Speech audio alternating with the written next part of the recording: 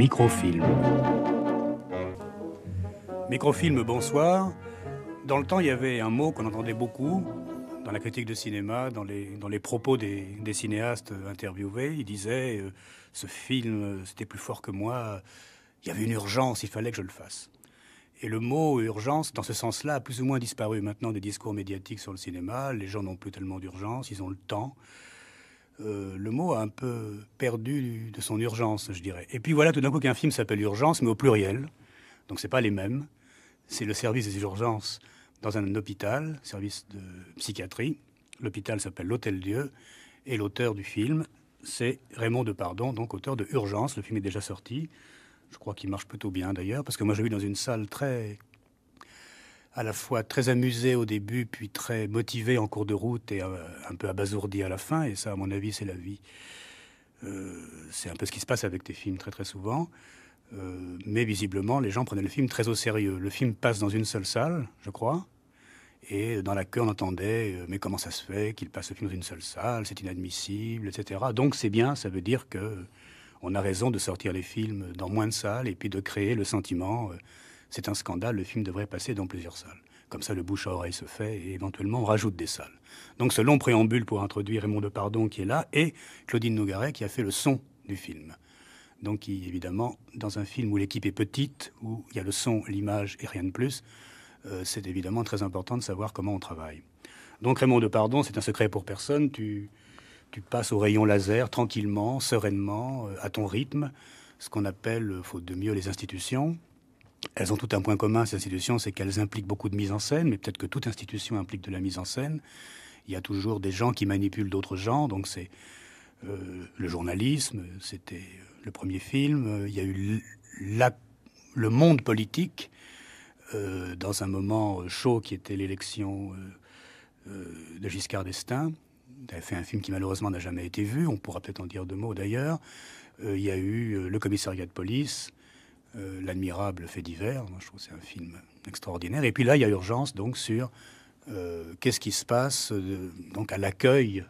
Hein, c'est les gens que les flics viennent de ramener parce qu'il y a quelque chose qui a dérapé et on ne sait pas s'ils vont aller dans le service psychiatrique de l'hôpital ou en prison.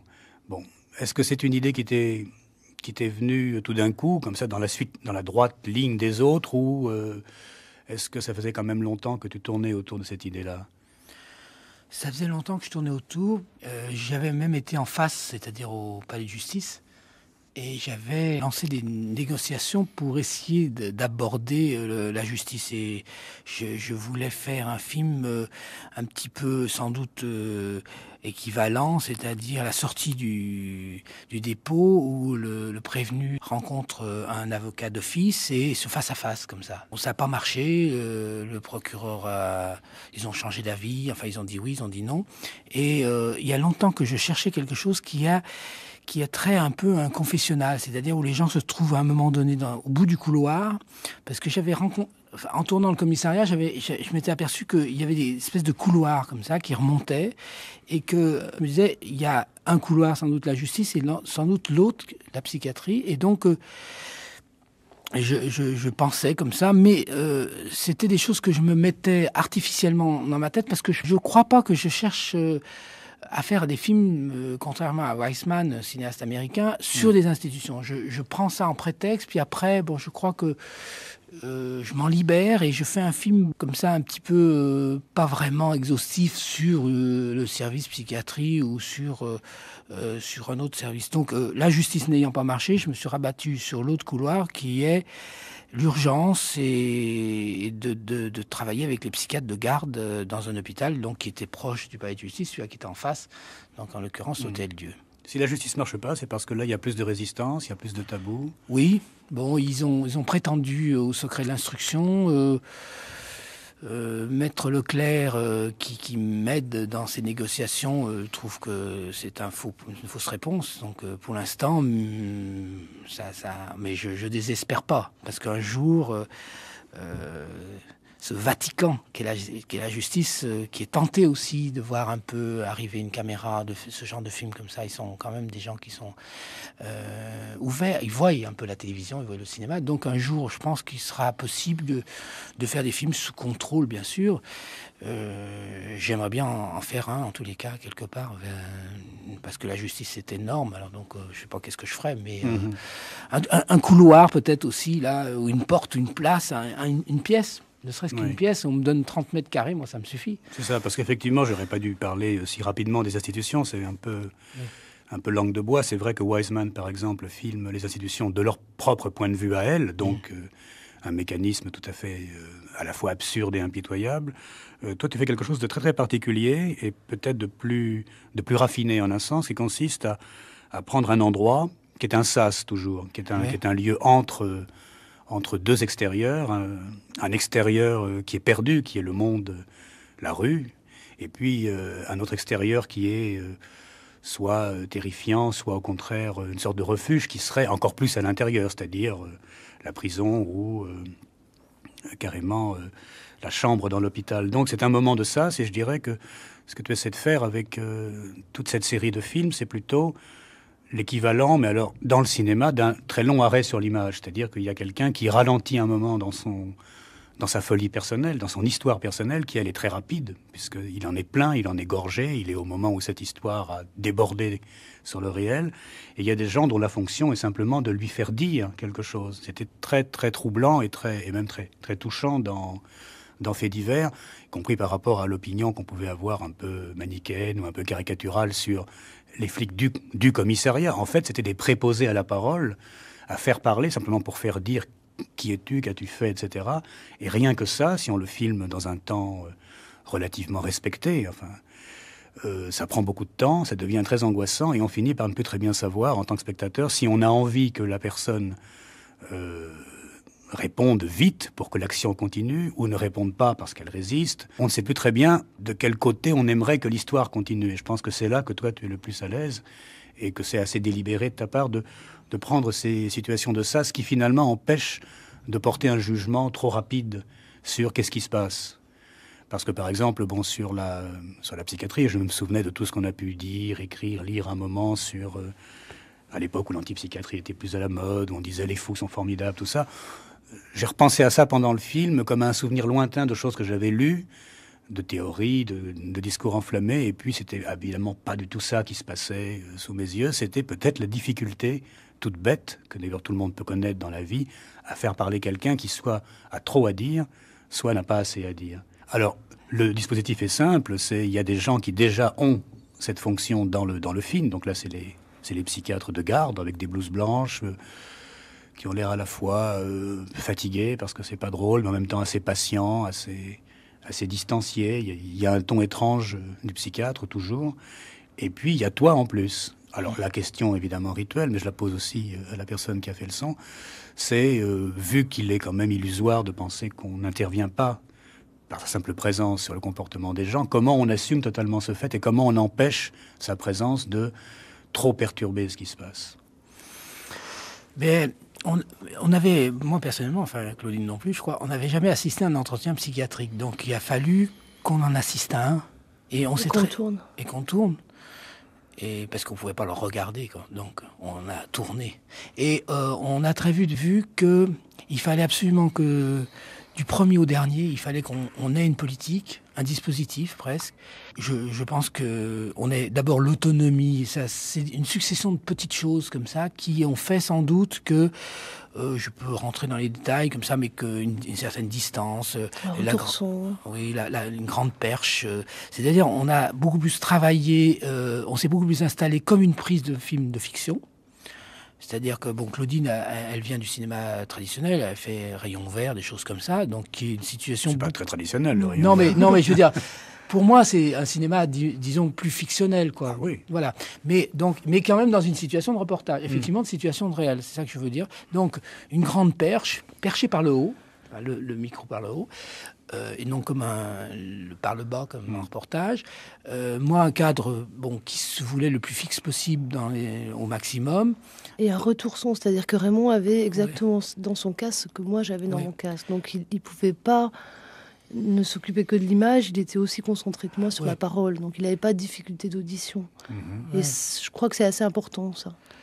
Donc une succession de choses qui ont fait que je pense que du fait qu'il y avait pas, on n'éclairait pas, il n'y avait pas d'assistant qui rentrait, sortait pour amener un magasin nouveau, enfin des choses comme ça. On s'est reculé, moi pour la première fois, du fait que j'avais pas de prise de son à faire. Je me suis un peu reculé des gens. J'ai repris ma vraie distance, la même un peu que celle que je fais des photos. Dans mes petits albums comme ça, donc une petite distance un petit peu qui est la mienne, je crois. Et puis j'ai essayé de trouver une place. Contrairement à Faits divers, j'ai essayé de trouver une autre place. Parce que Faits divers, j'étais obligé d'être avec la police. J'étais derrière eux. J'étais vraiment parce que j'avais pas le choix. J'avais même pas la possibilité de me présenter. Donc là, on avait la possibilité de parler aux gens avant qu'ils voient le psychiatre. On leur expliquait ce qu'on faisait. On leur demandait de signer une décharge. Mais quand les gens sont un peu trop perturbés, est-ce que c'est pas un peu de la triche, cette sorte d'autorisation? Oui, un peu. Bon, c'est la première chose oui qu'on et s'est. non. C'est la première chose qu'on s'est dite, c'est-à-dire on se dit mais dans quelle mesure ces gens sont conscients de nous dire oui et non, qu'est-ce que c'est? C'est-à-dire qu'on s'est dit, nous on les a considérés comme des personnes tout à fait normales, hein, comme des figurants. On n'y voyait pas de différence, nous. Comme des C'est-à-dire- patients, quoi. Oui, on les a pas aliénés à d'être des inférieurs parce qu'ils étaient en crise. Parce que le comportement de dire ils sont pas normaux donc ils peuvent pas signer, ça veut dire qu'on les On les les écarte. déresponsabilise. Oui, donc donc ils étaient assez contents de nous dire mais ah oui, ah bon, vous voulez me filmer? Bon, oui, non, bon, il y en a qui étaient dans un état effectivement de tel état de crise qu'on a eu du mal et on n'a pas tourné. Ceux qui n'ont pas dit oui parce que on a eu beaucoup de mal avec les violents, les psychotiques. On n'a pas eu de mal du tout avec les toxicos, les déprimés. Disons qu'on en a filmé relativement beaucoup aussi. Donc, je savais que, demandant l'autorisation avant, en amont, je savais que ça allait me restreindre. Mais j'ai compensé ça. Bon, il y a deux choses qui ont compensé ça. C'est que, à ma grande surprise, d'abord, beaucoup de gens ont accepté.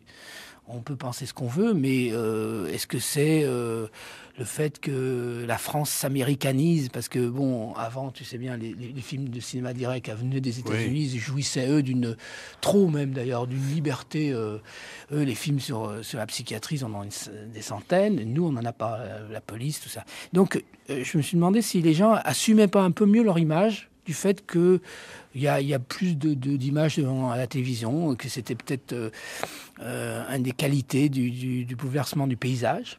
Donc il y a vraiment, c'est maintenant rentré dans les mœurs, beaucoup plus. Aussi, je crois que aussi leur entourage ne les écoute plus.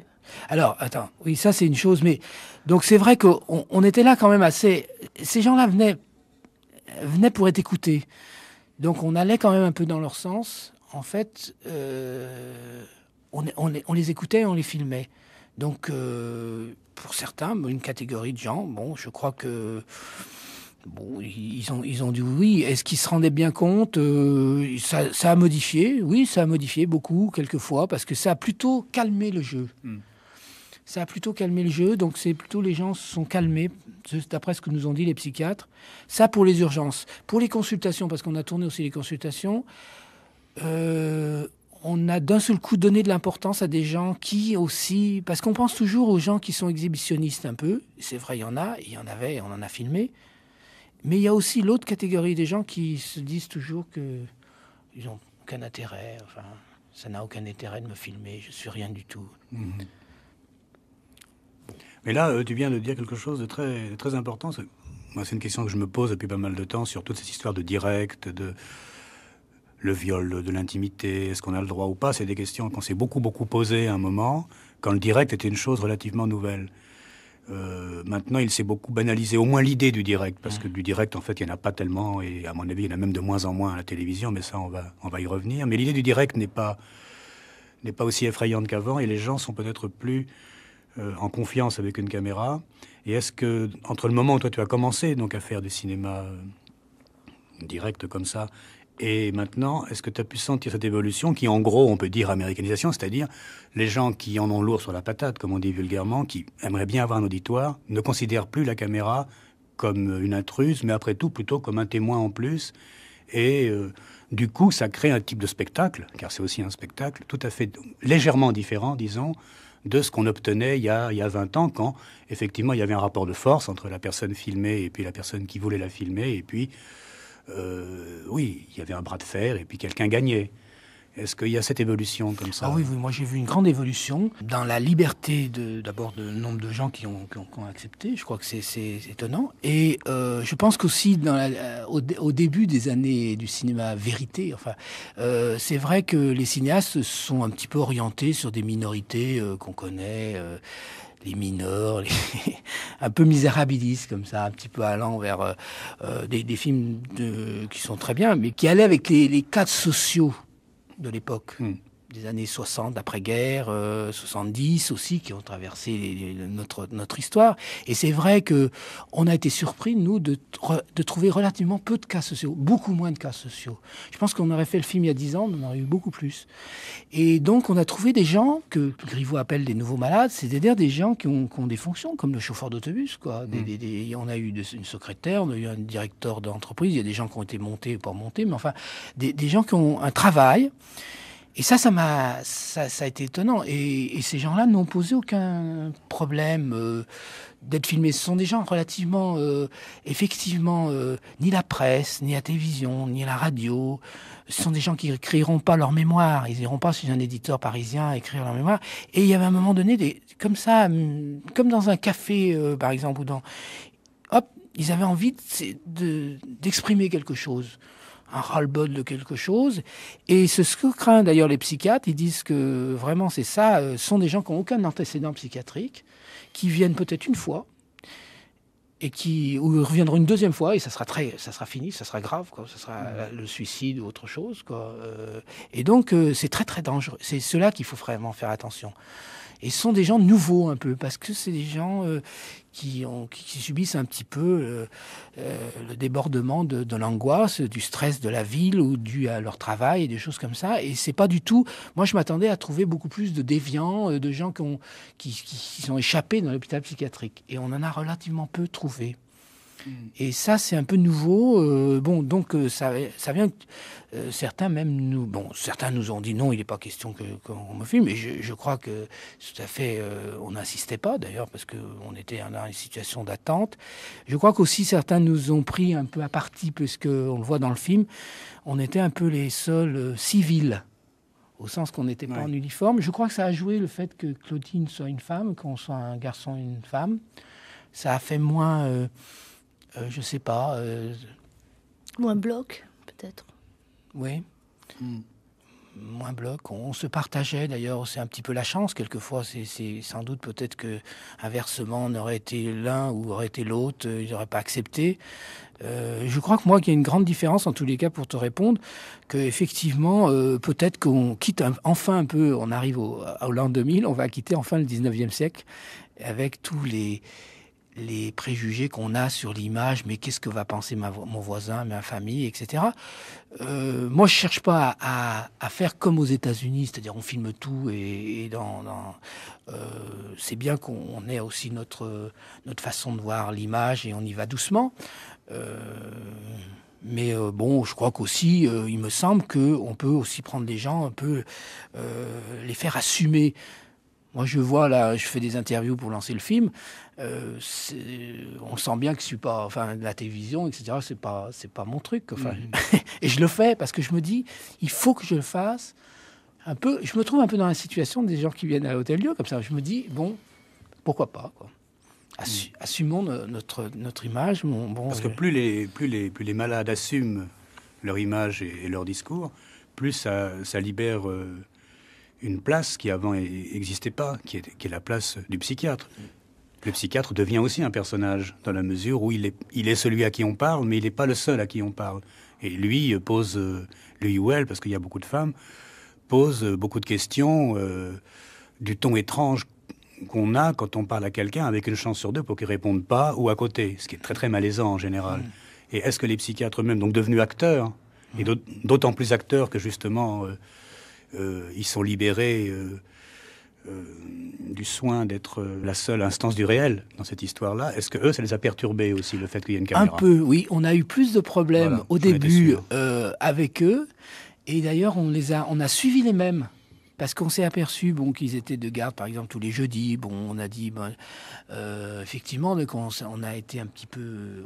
On a pris connaissance avec eux, on s'est présenté, on les avait filmés. Mais effectivement, au début, ils étaient beaucoup plus mal à l'aise. Même le docteur Grivois, comme ça, ils essayaient de dire, oui, mais il y a 15 jours, vous m'avez dit ça. Alors, comme s'il fallait le répéter devant la caméra. Bon, heureusement, nous, on avait donc une certaine autonomie de travail, donc ce sont des choses un petit peu on tournait un petit peu pour que les gens se familiarisent. On aurait pu ne pas mettre de pellicule à la rigueur pour que les gens se familiarisent avec nous. Et c'est vrai qu'on s'est aperçu que, disons, les gens normaux, puisque à la rigueur les psychiatres sont des gens normaux, étaient plus mal à l'aise. Et puis au fur et à mesure, je crois que la situation faisait qu'on en a suivi quelques-uns et ils étaient quand même un petit peu plus à l'aise. Et puis ils étaient surpris de la constance. On était tout le temps là. Oui, et puis je crois que tous ces détails que je disais au début, de filmer l'entretien en entier, faisaient qu'il n'y avait plus de performance. Ils étaient plus sous le feu d'une performance, donc ils nous oubliaient plus ou moins. Ils nous oubliaient sans doute pas parce qu'ils étaient loin de nous oublier. Mais ils avaient sans doute des préoccupations différentes, c'est-à-dire est-ce que je dis pas des bêtises, est-ce que je fais bien mon travail. Mais on n'était pas là pour les piéger, on n'était pas là pour voir parce qu'ils font ça pour eux là-bas aussi. À l'Hôtel Dieu, il y a une pièce comme ça où il y a une glace sans teint, qui est vraiment un dispositif de cinéma. Ils se mettent derrière une glace, tous les autres, les jeunes. Il y a des linguistes, il y a des psychologues, il y a le docteur Grivois, il y a des internes, il y a des psychiatres beaucoup plus confirmés. Et puis, ils prennent un patient et ils le mettent avec un jeune. Et ils observent pendant 1 heure ou 2. Et puis après, j'ai filmé ça, mais on n'a pas trouvé ça très intéressant au niveau du cinéma, parce que c'était très long. Mais donc, ils ont déjà un peu un dispositif de cinéma, puisque vraiment, la glace sans teint, bien sûr, alors eux, ils le font à des fins thérapeutiques. Ils préviennent naturellement les gens, et c'est pas du tout... c'est vrai que c'est pas les gens les plus à l'aise face au cinéma. On n'a pas eu beaucoup de réticence de la part des psychiatres. Oui, dans l'ensemble, ils étaient tous très coopératifs pour le film. Oui, Grivois veut que ce soit des psychiatres étrangers. Et lui, il a été longtemps aux États-Unis et trouve que c'est très bien qu'il y ait des psychiatres comme ça, un peu... ça donne une distance. Et donc, il y a énormément de psychiatres comme ça, espagnols, italiens, maghrébins, qui sont comme ça de permanence, 24 heures sur 24, à l'Hôtel Dieu. Ils sont d'ailleurs relativement mal payés, puisqu'il faut 800 francs. Pour 800 francs, ils travaillent comme ça 12 heures. C'est bon de donner cette information, quoi. Parce qu'effectivement, on pourrait penser que la psychiatrie d'urgence est relativement un peu à part, parce que c'est une psychiatrie où il faut aller très vite. C'est un peu pour ça, d'ailleurs, que ces gens que plus personne n'écoute autour d'eux ont continué à nous parler dès que le psychiatre est sorti. Ils continuaient. D'ailleurs, un moment formidable, c'est avec ce personnage très impressionnant et très terrifiant qui est cet homme de 65 ans qui a voulu se suicider, qui très très fermement explique que tout est fini pour lui. Et à un moment, quand le psychiatre est parti, il vous demande la permission de se lever. Il dit « il faut que je me lève », comme s'il n'avait pas compris que la caméra pouvait le suivre. Alors c'est drôle parce qu'on a le sentiment qu'il a parfaitement accepté qu'il y ait une image de lui, mais qu'il ne sait pas en même temps très bien que il peut bouger. Il y a un catapultage là entre une conception archaïque, comme ça. La photo, on ne bouge pas, on garde la pose, et puis en même temps, pourquoi pas. Oui, c'est exact. Et même, il m'a dit, ça a duré longtemps parce que j'ai filmé, et il m'a dit à un moment donné, il est passé à côté de moi, c'est étonnant quand même, et il m'a dit, je suis hors cadre. Donc vraiment pour un retraité de la Banque de France. Et à la fois, je crois que ces 2-3 séquences sont très importantes pour le film, parce que en fait, on aurait pu supposer que d'assister à un entretien, on aurait été très mal à l'aise parce qu'on était de trop. Donc c'était quand même ma préoccupation. Et le fait que j'avais ce retour son, je me suis aperçu que je pouvais écouter tout ça. Donc qui faisait que j'ai filtré tout ça. À 2-3 moments, on a constaté que j'étais mal à l'aise. On a essayé de faire par exemple la thérapeutie familiale, où toute une famille arrive. Ça c'est dans les consultations, donc c'est pas dans les urgences. Et on s'est dit, bon, tiens, on va essayer. Et là, ça a été la panique parce qu'effectivement, on s'est trouvé dans des situations relativement, je dirais, pour reprendre une expression un petit peu, c'était très psycho. Et voilà, bon, c'était donc ça montre que c'était différent et que quand on travaillait, enfin quand on tournait sur ces consultations, les gens, dès qu'ils quittaient le psychiatre, ils nous parlaient pareil. C'est-à-dire que visiblement, ces gens-là n'étaient pas tellement modifiés par la présence de la caméra, ou toute la présence de la caméra les modifiait. Alors, enfin, je veux dire, du début à la fin. Il faut dire une autre chose, c'est qu'on allait très très vite. À partir du moment où la personne avait donné son autorisation pour être filmée, il était très important pour nous d'avoir ces premiers mots avec le psychiatre. Donc, on mettait 3 secondes pour s'installer. Et effectivement, il n'y avait pas de complaisance par rapport à la caméra. On nous attendait jamais. Et on ne parlait jamais de la caméra et du fait d'être filmé. Bien sûr. Parce que par rapport à la télévision, je me disais en t'écoutant parler, c'est pas que la télévision a renoncé au direct, c'est qu'elle a bizarrement, au lieu d'explorer les zones douloureuses de la société qui sont pas très cachées, il suffit d'aller dans un commissariat, dans un service d'urgence, on dirait que la télévision globalement a demander à des gens normaux de faire l'imbécile en direct à la télé, c'est-à-dire de faire un striptease, de raconter leurs histoires sexuelles. Ces Psycho était typique de ça, enfin toute la série Moi Je, comme si on demandait aux gens plutôt normaux, enfin normalement névrosés, disons, de venir jouer la comédie du direct sous des formes rituelles, ludiques, Club Med, enfin un truc thérapie ludique de groupe, à la télévision, pour finalement ne pas continuer ce que le direct permet évidemment, de continuer l'exploration patiente comme ça des zones beaucoup plus délicates ou douloureuses. C'est en ça qu'on pourrait dire que la télévision a été indigne de son héritage qui lui vient du cinéma, enfin, puisque le cinéma direct, c'est une invention de cinéaste immédiatement passée à la télévision, et que tu te retrouves dans une position assez étrange qui est de faire une œuvre de cinéaste. Mais enfin, si Urgence passait à la télévision un soir à 8h, je pense que la France entière regarderait et qu'on dirait c'est de la très bonne télévision. Et je pense pas que tu n'en aurais honte. Comment tu vis, toi, cette idée que tu fais de la très bonne télévision au cinéma et par ailleurs aussi du cinéma? Bon. Oui, parce que je viens à la rigueur, je viens de mon école, ma famille, c'est les journalistes, donc j'ai toujours ma carte de presse. Je suis beaucoup plus journaliste. J'appartiens beaucoup plus à la famille du réel. Donc effectivement, moi, la télévision est pour moi un moyen de diffusion, c'est très important. J'ai toujours été, je fais partie de cette génération des années 60, donc pour moi, une photo qui est faite, ça doit être diffusé le plus possible et vu. Donc moi, plus je recherche, effectivement, si ça pouvait passer à 20h, ça serait bien. C'est vrai que comme je suis toujours photographe, on peut dire que c'est un peu un prolongement de mon travail de photographe. C'est-à-dire que, comme si, quelquefois, on me pose la question en me disant « Mais pourquoi vous n'avez pas fait un reportage photo sur ça ?» C'est sûr que je pense, là, en l'occurrence, là, c'est beaucoup plus fort. Donc, c'est sans doute que je connais les limites de la photo. Les limites, la photographie, pour moi, est beaucoup plus d'une autre secteur que j'ai essayé de faire avec une femme en Afrique. C'est beaucoup plus la fiction. C'est curieux que la photographie est beaucoup plus fictionnelle parce que d'abord, j'ai beaucoup plus mis en scène en tant que photographe les choses, les gens, un homme politique, une actrice qui me dit où voulez-vous que je me mette, etc., qui doit se placer pour moi photographe. Alors que comme cinéaste, j'ai rarement eu à placer des gens.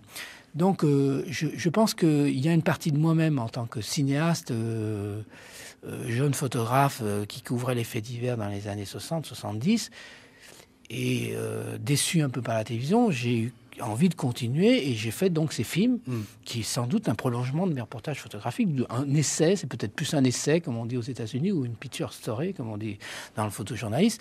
Mais c'est vrai que bon, ils sont rattachés à l'œuvre cinématographique parce qu'ils passent dans un théâtre comme ça, mais c'est vrai que je disais ça tout à l'heure dans la voiture, je disais, bon, moi j'aimerais bien qu'une chaîne me donne comme ça des cartes blanches, on habituerait même à la rigueur le spectateur à des...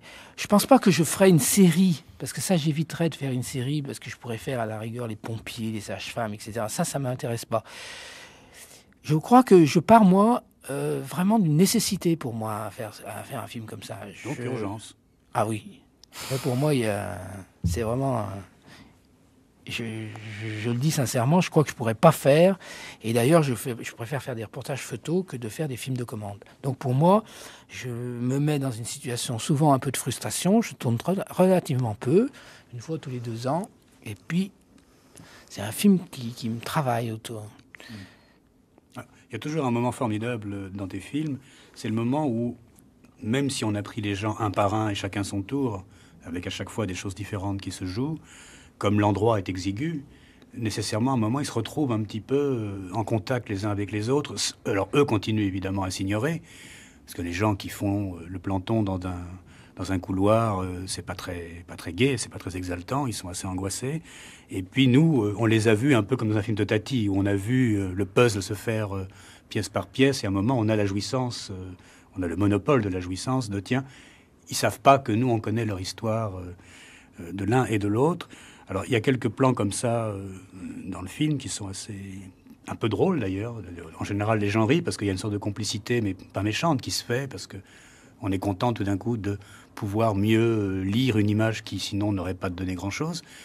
Et j'ai le sentiment que c'est là que tu arrêtes ta démarche de cinéaste, parce que ça donnerait quoi? Ça donnerait, moi je me rappelle, j'avais écrit sur Faits divers, c'était un peu comme ça exalté, et je trouvais le film formidable. Je disais, c'est le seul qui pourrait faire la comédie humaine de Balzac, parce que c'est un peu cette idée, dans tous les livres, on trouve des personnages, et puis à un moment, ils vont se trouver ensemble, et puis idéalement, dans la rue, ils seraient tous là, et puis on les aurait vus dans des situations différentes. Alors, c'est uniquement une sorte de direction vers laquelle tu ne peux pas aller, sinon ce serait une vision totalement paranoïaque et folle des choses.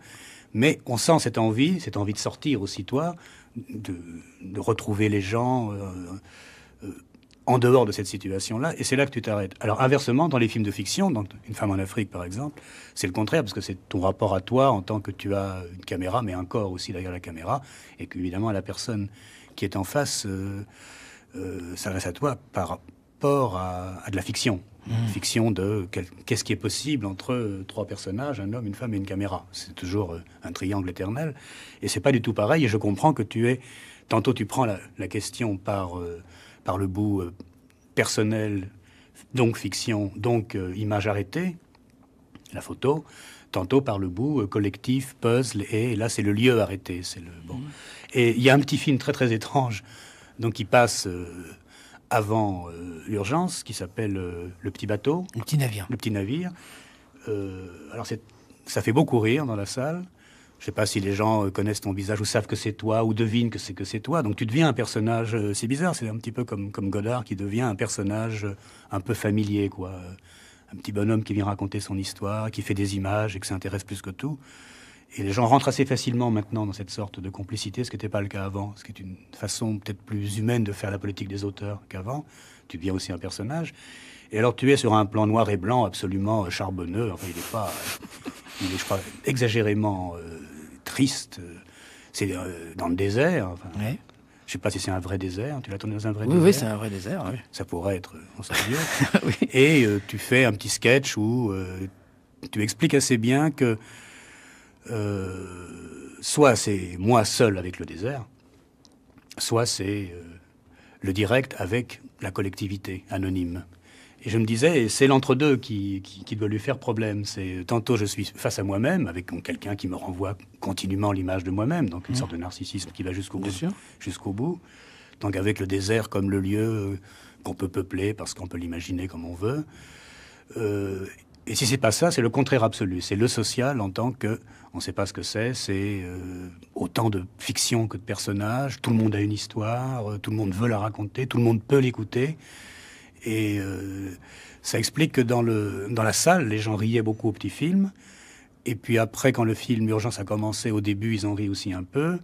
Et puis après, il y a eu un moment inévitable, et qui est drôle, c'est qu'une partie voulait continuer à rire, disons comme on rit au film de Châtillès, par exemple, donc on rit un peu contre les personnages, et une autre, très vertueuse, a crié « Chut, c'est intolérable ». Et je trouvais que les deux réactions étaient exagérées l'une et l'autre, y compris la réaction vertueuse. Ouais. Il y a peut-être des médecins dans la salle, qui ne veulent absolument pas à ce qu'on touche aux malades, pas parce qu'ils aimeraient les malades, mais parce que si on touche aux malades, on touche à eux, etc.